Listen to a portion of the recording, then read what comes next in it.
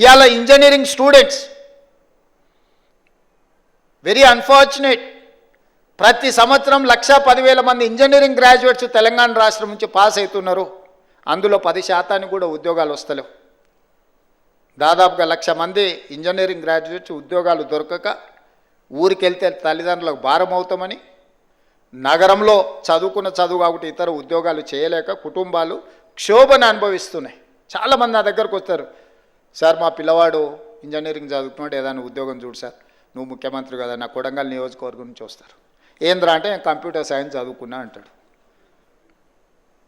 దాంట్లో ఎవరి దగ్గర కన్నా ఉద్యోగానికి మావాడిని అంటే వాడు ఇంటర్వ్యూ పోతే బేసిక్స్ కూడా లేదు. ఇతర సాంప్రదాయకబద్ధమైన ఇంజనీరింగ్ చదవడం లేదు, సివిల్, మెకానికల్, ఎలక్ట్రికల్. ప్రతి వాళ్ళు కంప్యూటర్ సైన్స్ చదువుకోవాలి, అమెరికాకి వెళ్ళాలి, డాలర్లు సంపాదించాలి, కుటుంబాన్ని పోషించాలి అనే ఒక పట్టుదల లక్ష్యం బాగానే ఉంది. ఎంతమందికి కంప్యూటర్ సైన్స్లో ఉద్యోగాలు వస్తాయి? ఎంతమంది అమెరికాకు పోగలుగుతారు? ఎంతమంది నిజంగా అంత సాంకేతిక నైపుణ్యాన్ని సాధిస్తున్నారు?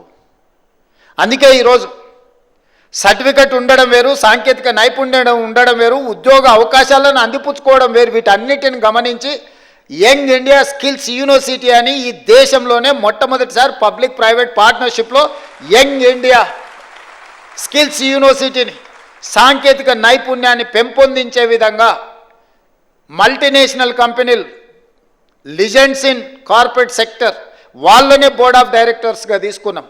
ఈరోజు young India residential, young India మన స్కిల్స్ యూనివర్సిటీకి చైర్పర్సన్ వచ్చి Mahindra group of companies, Anand Mahindra అంటే మహేంద్ర కార్లు మనం చూస్తున్నాం కదా, అంత సక్సెస్ స్టోరీ ఉన్న వ్యక్తిని మన ప్రభుత్వం ప్రారంభించిన యూనివర్సిటీకి చైర్పర్సన్గా నియమించిన బోర్డ్ ఆఫ్ డైరెక్టర్స్గా రెడ్డి ల్యాబ్స్, అరబిందో, లేకపోతే Apollo hospitals, biggest corporate company success story ఉన్న వాళ్ళను ఎండీస్ని తీసుకొచ్చి మన government young India skills university board of డైరెక్టర్స్గా పెట్టి సిలబస్ వాళ్ళే తయారు చేస్తారు, విద్యార్థులను వాళ్ళే సెలెక్ట్ చేస్తారు, ట్రైనింగ్ వాళ్ళే ఇస్తారు, ట్రైనింగ్ ఇచ్చిన వాళ్ళందరినీ వాళ్ళే ఉద్యోగాలు ఇస్తారు.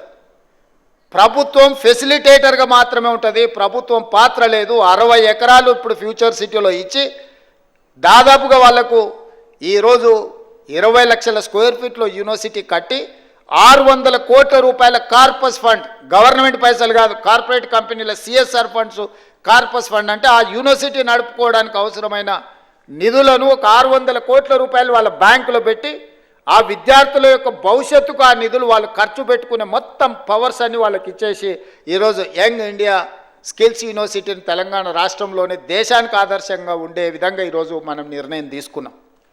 ఇవాళ చదువుకొని సర్టిఫికెట్ మనకు సరిపోదు. యువమిత్రులారా, నేను మీతో స్పష్టంగా చెప్పదలుచుకున్న, ప్రపంచంతో పోటీ పడాలి అంటే చదువుతో పాటు సాంకేతిక నైపుణ్యం ఉండాలి. సాంకేతిక నైపుణ్యంతో పాటు కమ్యూనికేట్ చేసే స్కిల్ ఉండాలి. కొందరు చాలా తెలివితేటలు ఉంటారు, రాయగలుగుతారు, కానీ ఇంటర్వ్యూకి వెళ్తే మాట్లాడడానికి నోట్లోకి వెళ్ళి మాట వెళ్ళదు.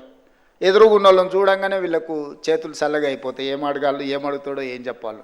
ఆ ఎదురుగా అడిగేటోనికంటే వీడికి తెలివి ఎక్కువ ఉంటుంది, కానీ వీడు చెప్పడానికి సమయంలో ఇది రాదు.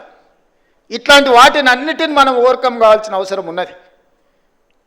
ఈరోజు ప్రపంచమంతా మన వైపు చూస్తుంది. మరి ఆ ప్రపంచంతో పోటీ పడే విధంగా తెలంగాణ రాష్ట్రాన్ని తీర్చిదిద్దుకోవాలి. ఇదే కాదు, మన ఒలింపిక్స్ చూసిరు, ఒక గోల్డ్ మెడల్ అని వచ్చిందా భారతదేశానికి?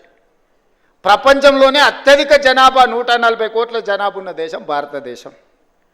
యువ సంపద, ప్రపంచంలో మనం మేధావులం అంటున్నాం, ప్రపంచానికే మనము ఐటీని, ఫార్మాని మనమే సరఫరా చేస్తున్నాం అంటున్నాం. ఈ గొప్పలు బాగానే ఉన్నాయి, కానీ గోల్డ్ మెడల్ ఎక్కడుంది? గోల్డ్ మెడల్ ఎక్కడుందని నేను అడుగుతున్నా. ఎందుకు ఈ దేశం, ఎందుకు మన యువత, మన అందరం ఎందుకు ఆలోచన చేయలేకపోతున్నాము? ఇది మన దేశం కాదా? మనకు బాధ్యత లేదా? మనం బంగారు పథకాలు సాధించొద్దా? అంటే లీడర్స్కి ఫోకస్ లేకపోవడం వల్ల, లీడర్స్ ఇన్ఫ్రాస్ట్రక్చర్ క్రియేట్ చేయకపోవడం వల్ల, లీడర్స్ ఈ స్పోర్ట్స్ని ప్రాధాన్యత కింద తీసుకోకపోవడం వల్ల ఈ దేశానికి అన్యాయం జరుగుతుంది. అందుకే యంగ్ ఇండియా స్పోర్ట్స్ యూనివర్సిటీని, యంగ్ ఇండియా స్పోర్ట్స్ అకాడమీని మనం ఈరోజు ప్రారంభించుకున్నాము.